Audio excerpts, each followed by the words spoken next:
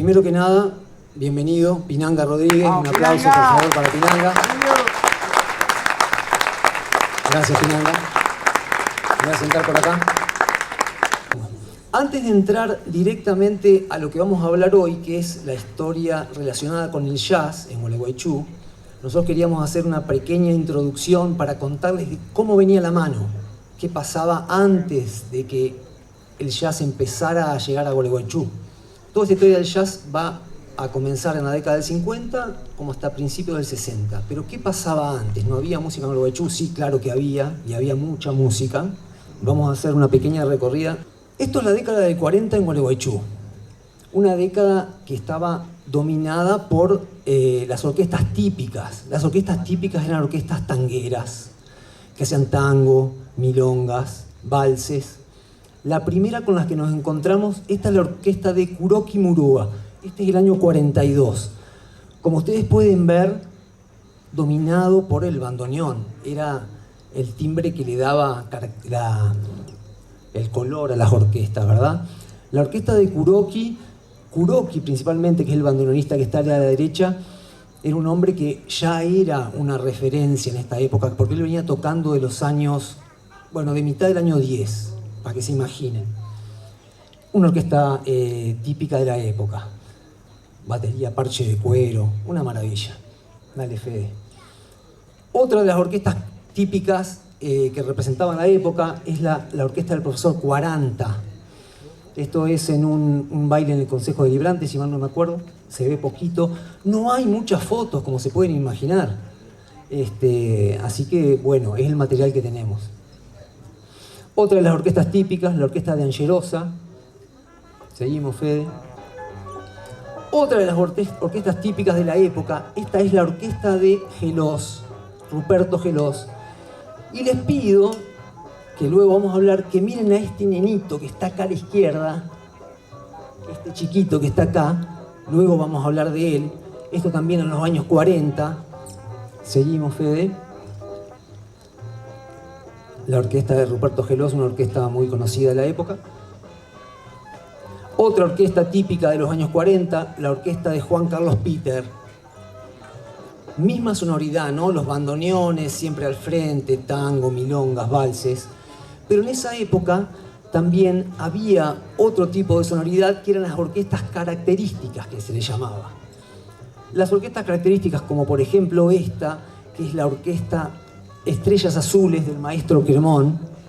Miren lo que es esa foto impresionante. Las orquestas características tenían otra sonoridad. Primero porque no basaban su sonoridad en el bandoneón, sino que tenían acordeón a piano, ¿verdad? Entonces había rancheras, pasos dobles, bayones, jotes. ¿Estoy bien, Pinanga? Estoy bien. Vamos. Seguimos. Y la otra orquesta, también de los años 40, característica que fue muy famosa, es la Tropicana Club del maestro Chacón. Digamos que así estaba más o menos dada la configuración musical de los años 40. Tango, milongas por un lado, y las características que hacían algo más bailable, más movido, los pasodobles. Y bueno, así más o menos se... Otra cosa importante, que es que la década del 40, en la década del 30 habíamos tenido conexión con Buenos Aires. En la década del 40 empiezan a llegar muchas orquestas de Buenos Aires. Pero estaban copando la parada esas orquestas de Buenos Aires. Entonces las orquestas gualeguaychuenses de los 40 se empezaron a organizar y como fruto de esa organización se fundó la Asociación de Músicos de Gualeguaychú en el año 50. Así que bueno, eso fue y a partir de ahí, cada vez que venía una orquesta de Buenos Aires, tenía que tocar sí o sí una orquesta local. Así que bueno, más o menos ese es el contexto en el que vamos a entrar nosotros. O sea, venimos de una década de puro tango y algunas características, ¿verdad? Que ya se empezaba a querer un poco más de baile. Ahí a fines de los 40, en el año 49, si no me equivoco, es donde nuestro guía de la noche comenzó. Pinanga comenzó tocando en la orquesta del maestro Chacón. Exacto. ¿Eso fue en el año 49, Pinanga? Sí. Este es el maestro Chacón. A partir del del 15 de junio de 1949. Yo me invita a ver el maestro Chacón a tocar la batería, aparte tuve que aprender otras cosas, y debuté ahí en la confitería Tutankamón, que más de uno lo tiene que conocer. Ah, mira Pinanga. Sí, claro. La Tutankamón. Muchachos, año, y señoritas por supuesto, año 49-50 en la ciudad de Gualeguaychú. En esa que está ahí debutaba Pinanga con el maestro Chacón. Este es un lugar clásico de la época también. Los primeros años de los 50, Pinanga, usted fue cambiando de orquestas, ¿verdad? Sí, yo estuve en 10 orquestas distintas, en todo el trayecto de la vida musical que tuve acá. Bien. Y comencé con Chacón, después, si querés te nombro. Sí, cómo no. Después con Casablanca. Estuve también tocando con Cremón, con Abelardo Riva. A ver, Fede, ahí lo tenemos al maestro Cremón también. ¿Y qué ritmos tocaba en ese momento usted con estas orquestas? ¿O qué empezaba a sonar nuevo en Gualeguaychú? Bueno, generalmente todo era música bailable, todas las orquestas. Igual que las orquestas que venían de Buenos Aires, venían justamente a hacer una competencia bailable. Bien, o sea que los ritmos variaban un montón. Claro, sí. Bien. Pero, como ahí a comienzos de los 50, en realidad nosotros lo que fuimos descubriendo es que había algunas orquestas que ponían el mote de jazz. Sí. ¿Qué pasaba con eso, Pinanga? Ahí tenemos a la orquesta San Pablo Jazz. Ese que está ahí a la derecha, allá escondidito, es Pinanga Rodríguez. Bueno, con referencia al mote de jazz o a ese ítem, yo considero de que era la diferencia que hacían las orquestas de Gualeguaychú con las del tango. Para diferenciarse. Había una diferencia. Entonces, posiblemente, tomémosla así. Yo tengo una orquesta bailable, pero le pongo que es una orquesta de jazz para diferenciarme directamente con los bandoneones. A ver, como que los bandoneones representaban el sonido más viejo, se quería, o el que venía de más tiempo. Y esto, Sí. como quería haber una diferencia ahí para... Claro, era así, sí. Y esto es algo que también sucedía en las orquestas de Buenos Aires. Las orquestas de Buenos Aires que también decían jazz, no era que tocaban solo jazz. No. Venían y tocaban música... Era toda música bailable. Música brasilera, por ejemplo. También, Sí. dentro de ahí. Y generalmente las orquestas de jazz que venían a Gualeguaychú trabajaban casi todas en las radios de Buenos Aires, Belgrano, Mitre y Radio El Mundo. Y generalmente, como no había público para bailar, era para escuchar, es donde ellos se podían extender haciendo jazz directamente para escuchar, de la radio.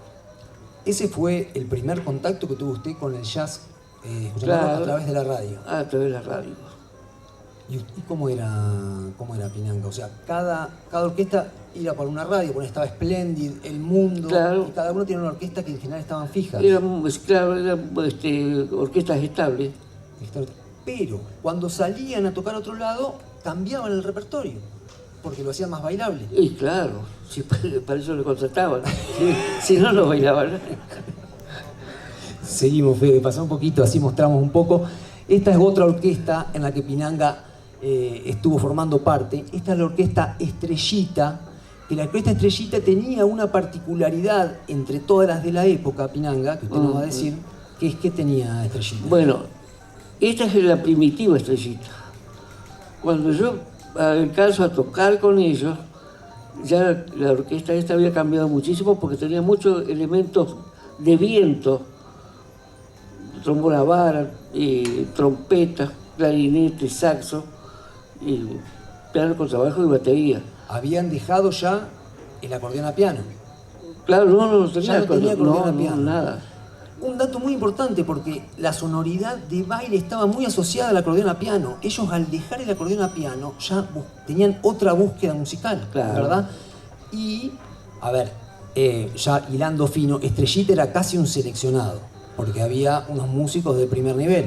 Sí, tanto es así que el trombón a vara lo tocaba el maestro de la banda del Tres Caballería, Que era el maestro Torres. el maestro Torres. Y también tocaba el clarinete Hipólito Madera, Hipólito que había Madera. sido de la banda también. Walter Seller, que también era trompetista y era de la banda también. O sea que el sonido era completamente distinto. Totalmente distinto. Y ahí Pinanga ya hizo varias referencias. En esa época había... las bandas del regimiento nutrían de músicos a las orquestas. O sea, Sí. ¿verdad? Y pasó mucho tiempo eso, Cremont también estuvo en la banda de caballería o de zapadores. en Zapadores. El Bajo Rodríguez, que claro, el bajo que tenía Estrellita, cuando yo integré, Rodríguez, que era de la banda también de Tres Caballería. Bien. Vamos a mostrar un poquito, si querés, Fede, de esto que, bueno, acá hay una de Pinanga para que vean la batería de Pinanga. Eso es la asociación musical, ¿puede ser el Pinanga? Eso un poco después, pero queríamos mostrar el bombo gigante ese con el que está tocando. Esa era la batería de Vique. Esa era la batería del Pescado Vique. El Pescado Vique, un de los primeros bateristas. Sí, era un hombre grande, cuando yo lo conocí ya era una persona mayor. Bien. Seguimos, Fede, que queríamos mostrar un poco. Bueno, ven, esto es lo que decíamos. Estas son orquestas que ya se publicitaban, si queremos, como jazzeras, pero que en realidad hacían un repertorio bailable, ¿verdad? La Jazz Columbia, tenemos acá. Jazz Los Estudiantes, todas locales, por supuesto. Seguimos. La Jazz San Pablo, un poquito deteriorada la foto. Acá, por ejemplo, ven cómo también se está Blue Star Jazz, se están promocionando como una orquesta jazzera. La orquesta del maestro Chacón, que bueno, hizo característica, hizo típica, y también se promocionaban como orquestas de jazz. O sea que se usaba la palabra, pero todavía no habíamos llegado al sonido jazzero que todos conocemos hoy. ¿Seguimos, Fede? Perdón. Bueno, ahí se me escapó una. Bueno, veníamos contando de que usted, ¿cómo le llegaba el jazz? Nos dijo de las radios, pero también había discos. Sí, el disco era infalible. ¿Cómo se conseguían los discos en Gualeguaychú, Pinanga? Los discos acá generalmente se largaban. Había, no me acuerdo qué casa era, Beto Laza traía muchos discos y había otra casa que no me acuerdo cuál, que también traía. Vos lo que cargabas, te lo mandaba. ¿Y usted qué forma tenía de enterarse qué discos querían? También únicamente era la radio y después encargaban los discos, y me imagino que ustedes se compartían los discos. Claro, entre los muchos conocidos, y éramos estudiantes en ese momento, y nos juntamos justamente para conversar sobre el tema de la música. Yo tenía un disco, tú tenía otro, veníamos a escucharlo, mirá lo que conseguí, y bueno, ahí, esa unión, digamos, de todos los días, de encontrarnos, fue el principio del Jazz Club Gualeguaychú. Bien, antes de que entremos a Gualeguaychú, que se nos pasó la foto, como una de las influencias que a usted le llegaban, porque hoy es fácil llegar a la información, pero en ese momento era o la radio o el disco, pero usted tuvo la dicha de cruzarse con un personaje Sí. muy de joven, que fue una influencia y un puente hacia la música muy importante. Cuéntenos un poquito, por favor, la anécdota. Bueno, yo iba al colegio y el otro colegio habíamos formado conjunto. Y tenía acordeón también en ese momento, que era Bubi Bocalandro, que tocaba el acordeón. Yo tocaba la batería, Betucho Urigoyen tocaba el piano, Toto Facín la guitarra y Carlos Bolín el bajo. Viene que hay un cumpleaños de una chica conocida, cumple sus primeros 15 años, y la familia nos invita a nosotros, con la orquesta de los estudiantes, a ir a amenizar ese cumpleaños. Tanto es así que el cumpleaños empezó a las 5 de la tarde, en un patio era de verano. Bueno, hicimos la entrada, terminamos, viene la dueña de la casa y nos dice, muchachos, en tal habitación le dice, hay sándwiches, bebida. Bueno, fuimos. Estando ahí, yo escucho el piano que estaba en el patio, pero lo que hacía el pianista ese no era mi pianista, porque Betucho... No era Betucho. No, imposible que hiciera. Y digo, ¿por qué estás tocando el piano? Tienes que saber mucho. Y me fui al patio de vuelta. Y la persona que estaba tocando el piano era un chico que no alcanzaba a tocar los pedales del piano porque no los alcanzaba. Tenía 12 años. Pantaloncito corto. Pero claro. Y me paro detrás de él. Entonces terminó de hacer una improvisación sobre Gershwin. Improvisaciones sobre Gershwin estaba tocando. Y los acordes que hacía era impresionante. Nunca los había escuchado yo. Cuando se da vuelta me dice, discúlpeme, señor, que le agarré el piano. Me decía, señor, yo tenía 16, 17 años, no tenía más. Bueno, y siguió tocando y digo, qué malo ese chico. Me encuentro cerca del lugar donde tenemos para ir a comer y tomar con el profesor Mancini y con 40. Y le digo, che, ¿escuchaste? Sí, ese chico, dice él, hijo de una señora de acá, y el padre sí es de Buenos Aires, pero ella es de Lavallejo, y el padre es Navarro. Navarro. Bueno, este era Jorgito Navarro. Jorgito Navarro. Que después fue pianista internacional, anduvo por todos lados. Yo me imagino que si acá estamos en un festival, alguien tiene que conocerlo a Jorge Navarro acá. Bueno, esta foto que nos pasó Jorge Navarro esta semana es del año 54 en Gualeguaychú. Y miren quién toca la batería. Nuestro Pinanga Rodríguez. Impresionante. Y si se acuerdan, cuando estábamos repasando las típicas, que yo le dije, miren el guricito que estaba a la izquierda. Bueno, ahora lo tenemos atrás del pianista, es Juan Gelós, otro gran músico de nuestra ciudad. La veo a Cielo, que es su hija acá, presente. Juan, otra vez, y lo vamos a ver seguido a Juan en muchas otras oportunidades. Bueno, Jorgito Navarro, tenemos una más de más chico de Jorge. Jorge venía acá, como tenía su familia acá, venía todos los veranos. Así que desde que Pinanga lo conoció, imagínense, todos los veranos, ¿qué pasaba cada vez que venía Jorge? Y bueno, Jorge, después de ahí, que espera que está de pantalón corto, se fue lógicamente con sus padres. Pero todos los veranos venía a Gualeguaychú y yo viviendo a 4 cuadras de donde paraba él en la casa del señor Delgado, el padre del escribano, pobrecito que falleció el otro día. Y cuando llegaba de Buenos Aires me llamaba por teléfono y me decía, mira que estoy acá, tráete la batería. Y yo me hacía 4 cuadras en bicicleta con la batería para ir. En bicicleta con la batería, mira. Eso es amor, ¿eh? Y resulta que él agarraba y me llevaba para... Yo no los conocía a esta gente, pero me presentó y nos fuimos al living. Un living grande que tenía con ventana a la calle. Pero entrábamos al living y él cerraba con llave. Ahí no estaba más nadie que él y yo. Y ahí estábamos las horas. Bueno, así pasaron años que todos los veranos que venía Jorge, él me llamaba y traete la batería y vamos a tocar la batería. Yo me imagino, Pinanga, que ya en ese momento, si usted ya tenía una tendencia para el jazz y ya estaba teniendo ese contacto con vamos a decirle, un pichón de monstruo. Sí, era un monstruo. Lo que hacía era espectacular. Y te voy a terminar esto cuando estábamos los de Hermero en el cumpleaños, hablando con Mancini y con 40, aparece una señora que era la madre de Jorge. Me presenta a 40 porque yo la señora no la conocía, la señora me llevaba 30 años. Y le digo, señora, la felicito por su hijo, como es espectacular lo que hace.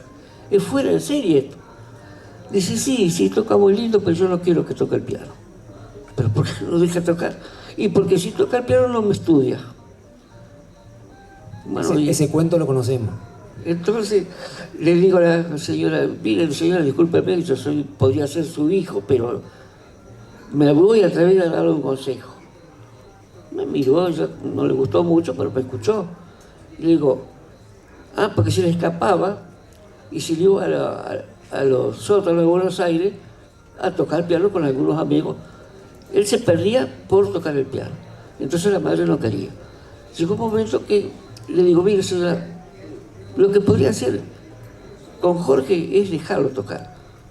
Pero déjeme que le termine. Que Jorge le diga a usted dónde va hoy a tocar. Que usted sepa dónde está. Porque si no, porque él se le escapaba. Bueno, no sé si me habrá hecho caso, pero él siguió tocando. Capaz que lo convenció, ¿eh? Capaz que la convenció. Porque él siguió tocando. Bien, impresionante. O sea que a partir de ahí ya, si hacía falta más, tenían por lo menos una vez por año la visita del monstruo. Sí, era hermoso lo que hacía, era monstruoso era. Bueno, entonces ya volveremos a Jorge, Ajá. Vamos a seguir un poquito, y ahora sí vamos a entrar, si quiere usted, porque usted, lo que nosotros vemos que ya contaba con, ya tenía los discos, ya como que ya estaban siendo usted y varios más fanáticos del jazz. Claro. Y entonces ahí sí damos el pie a ver cómo se les ocurrió la idea magnífica de crear el Jazz Club de Gualeguaychú. Bueno, como te decía al principio, de que nos juntábamos los amigos en lo que era el famoso desfile de calle 25, debe haber gente grande acá que ha ido al desfile de calle 25, y nos juntábamos a conversar. Y después llegamos a un momento que dijimos, che, ¿qué te parece si formamos un club donde nos agrupemos y cada uno llega un disco o trae algo que se pueda leer? Y bueno, formamos el Jazz Club Gualeguaychú, fundado en octubre del 56.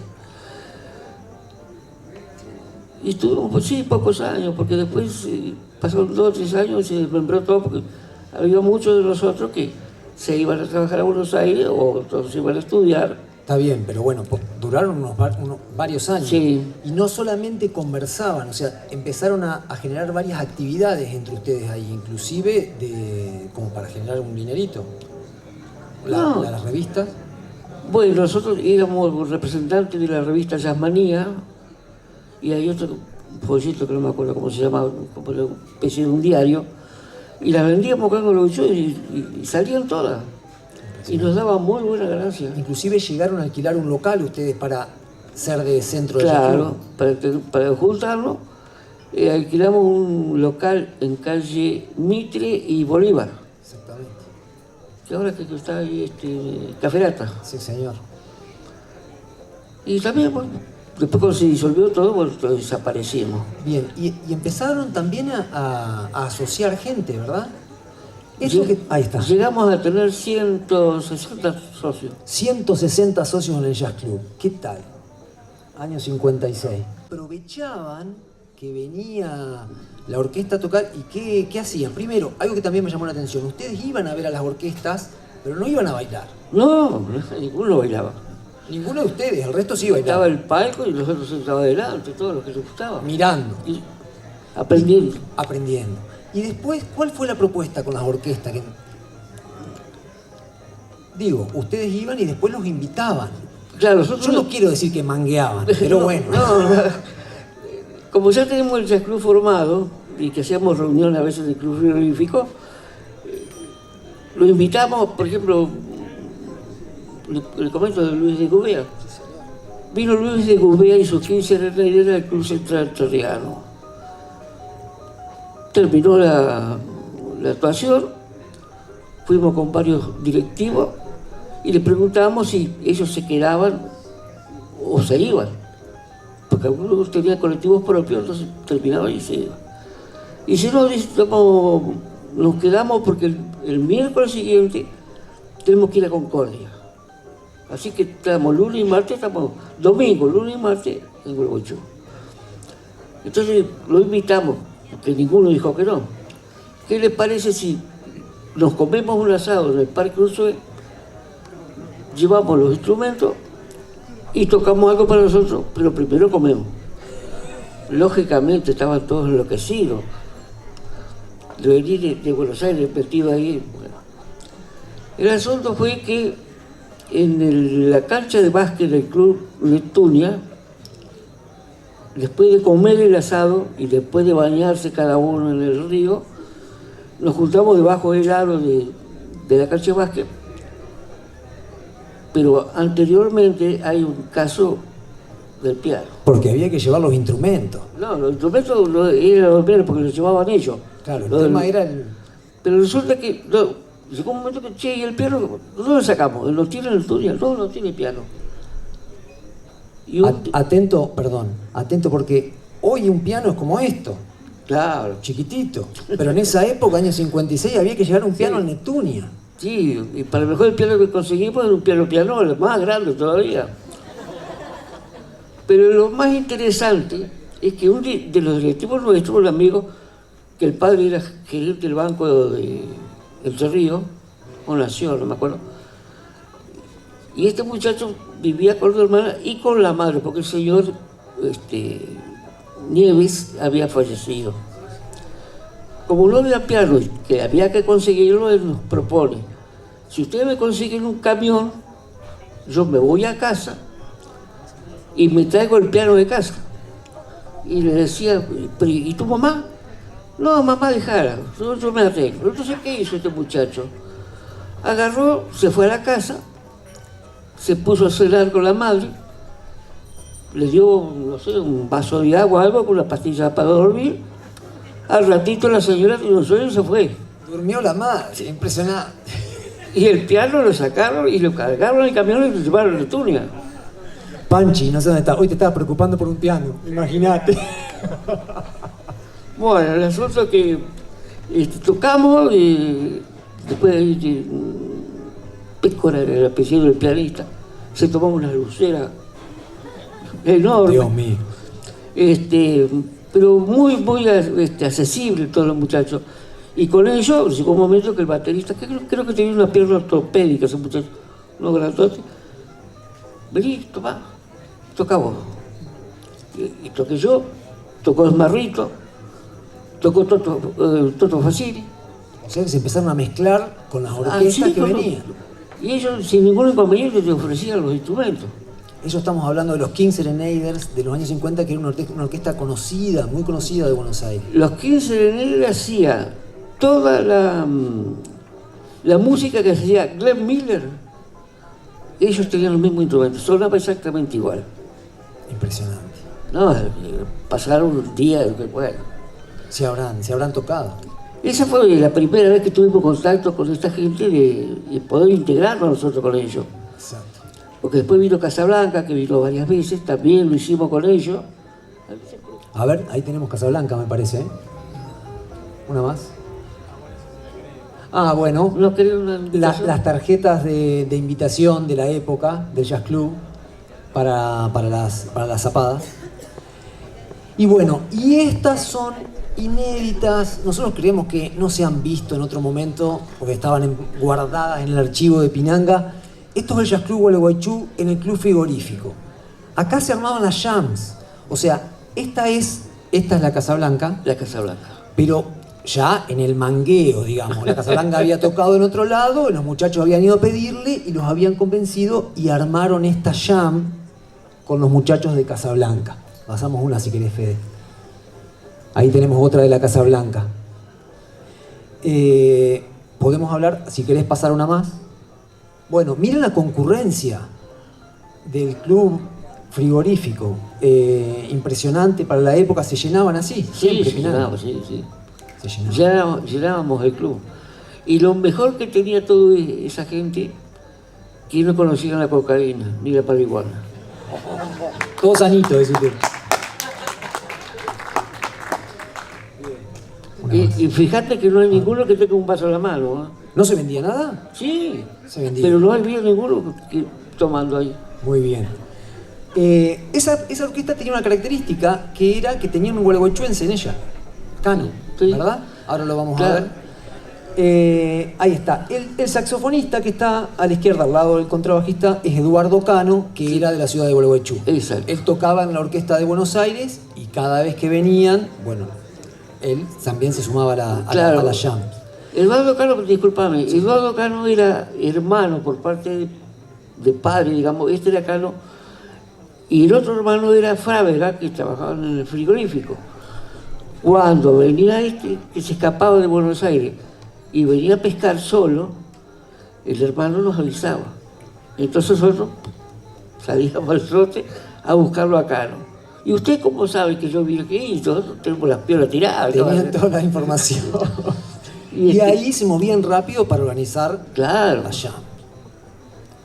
Estas que estamos viendo acá ya son esas zapadas que ya eran con ustedes directamente. No era que venía solamente la orquesta, sino que era un invitado más sí.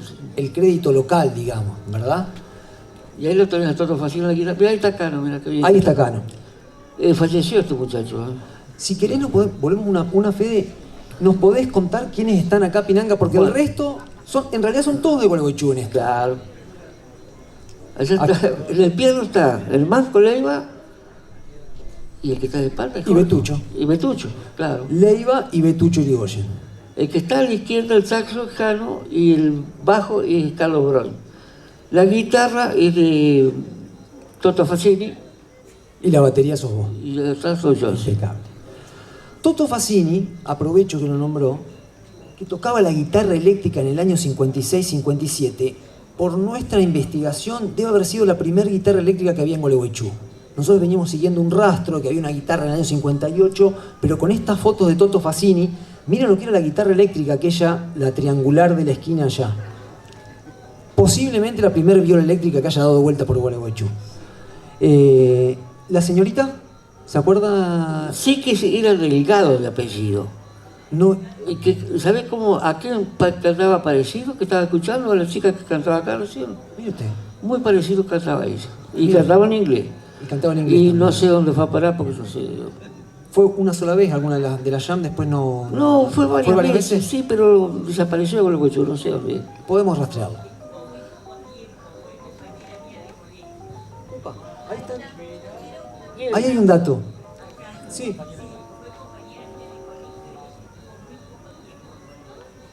Compañera de ella del colegio. Ahora después la vamos a entrevistar y vamos a hablar con usted, señora.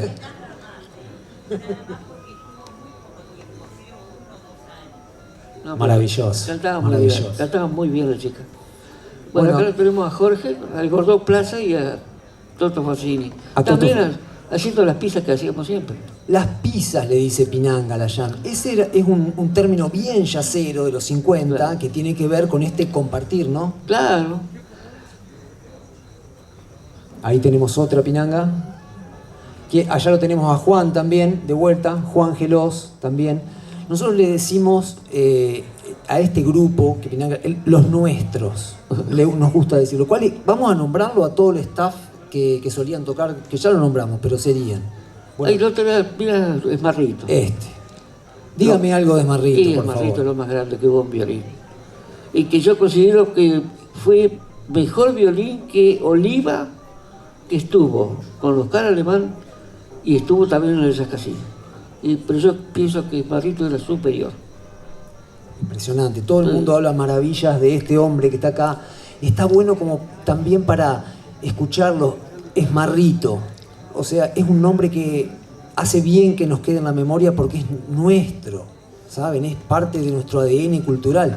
Es un violinista que si ustedes se ponen a hablar y a preguntar a las generaciones anteriores, todo el mundo se los va a nombrar. Este muchacho que está acá.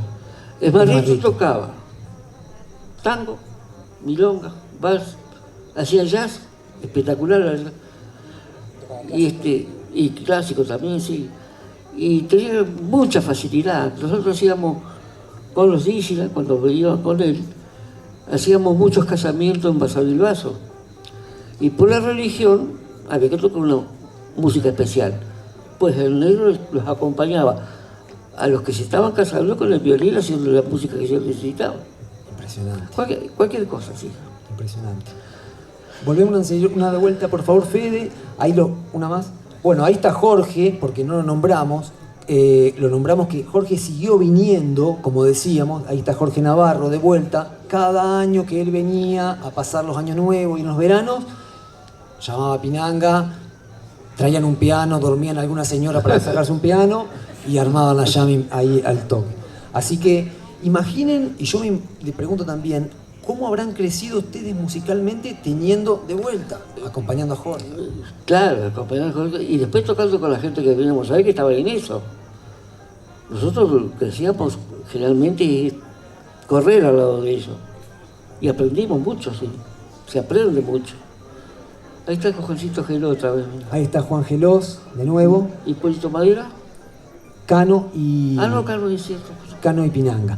Y bueno, y acá hay algunas sociales del compartir que decíamos, de las famosas pizzas. O sea, ellos tocaban y después estas mesas largas para compartir el momento. Esos son todos los de Casablanca y la comisión del Jazz Club. La comisión del Jazz Club. Otra social ahí. Y bueno, y esta nosotros le decimos la histórica a esta foto. Esta foto es de algunos años después, ¿verdad? Esta es 60. No, pero no mucho. Pero no mucho, 60, 61. 61. 61. Yo para poner también en contexto de vuelta, para este entonces, por ejemplo, Jorge ya tocaba en los Swing Timers hacía varios años, ya tocaba en las cuevas, en la cueva de Pasarotus, en el Jamaica, ya era parte del staff estable de ahí. Y hacía un año o dos, Ella Fitzgerald, que había ido a verlo tocar al Jamaica. Vino con el trompetista, ¿cómo se llamaba? Que tenía el trompeta torcida, ¿cómo? Vino el trompetista de Gillespie. Con Gillespie. Gillespie vino en el 56. Digamos que en la segunda mitad de los 50 empezaron a llegar los grandes yaceros a Argentina. Vino Gillespie en el 56, vino Louis Armstrong en el 57. Y bueno, había venido Ella Fitzgerald en el año 59 y se lo había querido llevar a Jorge a tocar a Estados Unidos. Que Jorge dijo que no. ¿Verdad? O sea, imagínense en el nivel que estaba Jorge. Sí. Y él seguía respetando la jam y las zapadas con los amigos acá en Gualeguaychú, que nos parece algo para rescatar siempre. Sí. Tenemos, aprovechando que estamos hablando de él, tenemos un pequeño saludo que ha mandado Jorge. Hola, ¿qué tal? ¿Cómo están? Soy Jorge Navarro, pianista, y estoy encantado de poder comunicarme con ustedes, sobre todo de poder saludar a mi querido amigo del alma, Pinanga, mi querido Pinanga Rodríguez, mi queridísimo baterista, el primer baterista con quien yo toqué.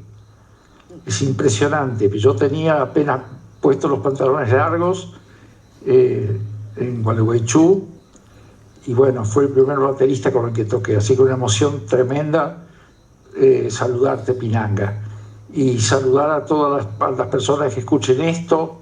Me he enterado del festival que se está haciendo, les deseo toda la suerte del mundo. Recuerdo a Geló, recuerdo a Cano, cómo olvidar al querido Esmarrito, mi querido como hermano, que fue para mí.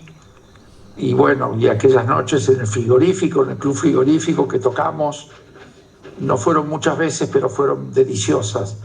Yo estaba en mis comienzos, o sea que lo mío era absolutamente rudimentario. Así que, pero el recuerdo que tengo y el aprendizaje que tuve tocando al lado de estos muchachos muchachos como yo, ¿no? Es que acabo de nombrar, han dejado en mí un amor, una cosa imborrable para toda la vida. Así que bueno, les deseo lo mejor, éxito. Un abrazo para todos ustedes. Y Jorge tiene 80 años. Jorge Navarro, emocionado y encantado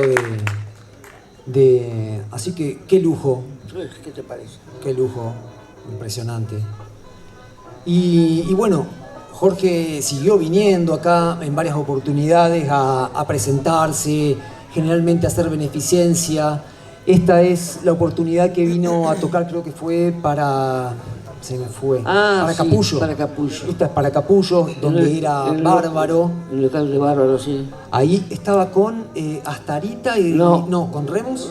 Remus y... Ahí los tenemos. Bueno, esta es una actuación en la... Ya va a venir. Esta actuación la tenemos grabada también. A ver, la tenemos grabada. Soy un atrevido.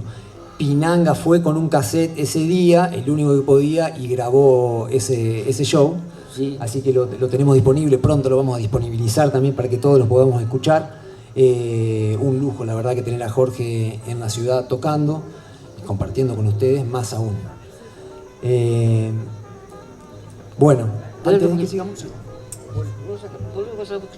Vuelva. No te iba a decir de cuando vino Jorge. Cuente. Yo estaba trabajando en un frigorífico y me entero que ese día, a la noche, se brindaba un espectáculo con Navarro, pero no me puedo acordar el baterista. Entonces a la tarde me voy... La Poble. A la tarde me voy con mi bicicleta, como siempre, a Bárbaro, que serían las 5 de la tarde, más o menos. Y Jorge estaba en la puerta, pero un poquito adentro, de espalda, afinando el piano eléctrico que yo había traído. Voy de atrás y le digo, necesito un pianista para esta noche. Se da vuelta, lógicamente, nos abrazamos porque nos conocíamos tantos años. Me dice, ¿vas a venir esta noche? Sí, infaltable, tengo que venir. Y le voy a llamar a Esmarrito para así estamos juntos. Bueno, me parece muy bien que yo... A la noche, vamos a suponer que el espectáculo era a las 9, y a las 9:15 ya estaba en la puerta. Voy y pido una entrada. Quiero pagar la entrada y me dijeron, no se vende la entrada porque está todo vendido.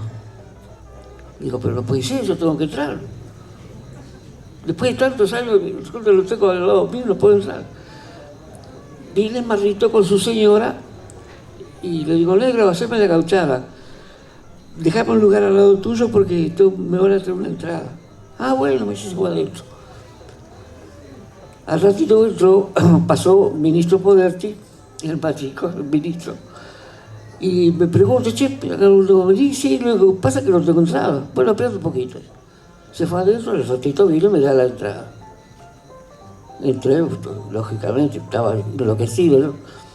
Y escuché todo el programa y al final, antes de terminar, nos saluda Jorge, a Esmarrito y a mí, con muy buenas palabras, agradeciendo que fuimos a visitarlo. Esa fue la venida para Capullo ahí. Y un regalo para ustedes porque siempre los ha reconocido, cada vez que los ha visto, siempre que los tiene enfrente, un reconocimiento. Y yo lo grabé porque le pedí permiso. Le digo, ¿qué te parece si lo grabo? Sí, así lo que vos quieras, ¿ves? Y nosotros le pedimos permiso ahora para reproducirlo, también. ¿No? Claro, está bien. Porque me lo aclaró, él dice, yo no le doy a cualquiera que lo grabe. Porque le digo que si el tipo me hace después 2000 copias, las vende. Pero a mí no le podría decir eso. Bueno, varios años después lo vamos a hacer, lo vamos a disponibilizar. En breve lo vamos a poder subir para escucharlo de vuelta. Sí, bueno, sí. Perfecto. Bueno, pase. Ahí está. Bueno, ahí en realidad ya nos pasamos a la Dixie, pero yo queremos contar. Entonces, para esa época, para los 60, ya el Jazz Club estaba disuelto. Sí, ya estaba disuelto. Ya, sí. Y en Gualeguaychú habían empezado a llegar otros ritmos que hicieron correr un poco el foco del jazz, ¿verdad? Digo, empezó a entrar la música tropical, la cumbia, ¿no? Y luego ya en los 60 empezó a entrar los Beatles y demás, y ahí cambió mucho la sonoridad también del jazz, no había tanto. Claro, sí, después cambió mucho ¿cómo te puedo decir? ¿Que es una desgracia o no? Pero las grandes orquestas, como la nuestra, que teníamos 7, 8, en Buenos Aires orquesta de 12, 15 integrantes, con la venida de los Beatles,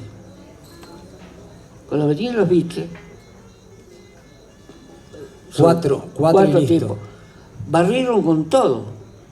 En Buenos Aires ya no había orquesta con 10 tipos arriba un palco. Había cambiado ya. Había cambiado, y todo el mundo estaba con la guitarrita.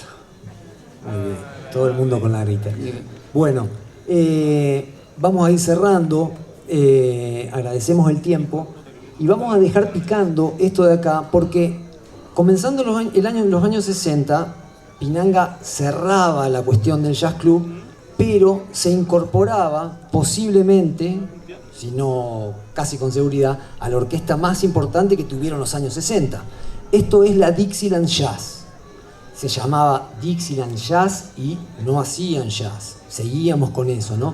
Pero era una orquesta bailable. Pero sin duda fue la orquesta más importante de los años 60. Sí, yo tuve 10 años con ellos. Yo entré en el 59 y terminé con ellos en el 69, en los carnavales de Defensores del Oeste. Fue la última vez que toqué yo. Llegó al 69 y colgó los palillos. No, porque los tengo en casa. Como la batería. Y la batería también la tengo. Bueno, esa es la siguiente misión que nos toca. Ahí tenés el redoblante. ¿Ese es qué? El redoblante mío. El redoblante suyo.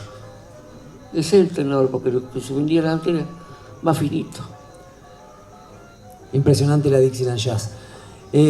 Bueno, Pinanga, muchísimas gracias por este recorrido breve pero importante e intenso.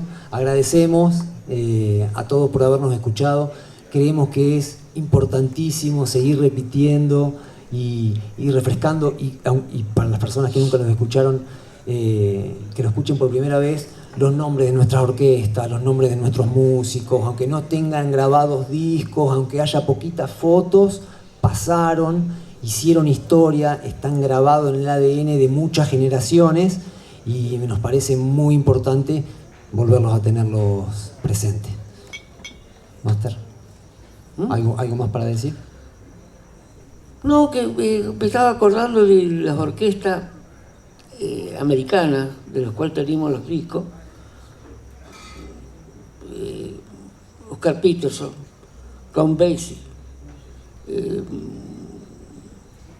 Tony Candoli, creo, Ellington, que para mí, hasta el momento, por más que ha cambiado muchísimo la forma de ejecutar, pero la orquesta de Ellington fue para mí lo mejor que he escuchado en mi vida. Y tenía dos bateristas. Uno era Louis Wilson, que para mí debe ser lo más hermoso que he escuchado en mi vida como baterista, haciendo solos de batería, lo más hermoso que he escuchado. Porque yo a veces lo he escuchado y yo decía, ¿cómo hace el tipo para hacer? Parece que tuviera 4 manos, que por pulpo, por 8 brazos, porque hace cualquier cosa. Y el otro que tenía era Terry Clerk, algo así, que hacía la salida de un tren con 2 bombos, y después que agarraba velocidad, empezaba con los palillos, así la salida otra vez, y lo de abajo iba a todo lado. Espectacular. Maravilloso. Bueno, muchísimas gracias. Un aplauso grande, por favor, para el máster Pinanga Rodríguez. Gracias. Ahora sí, que sigue la música, ¿eh? Muchísimas gracias.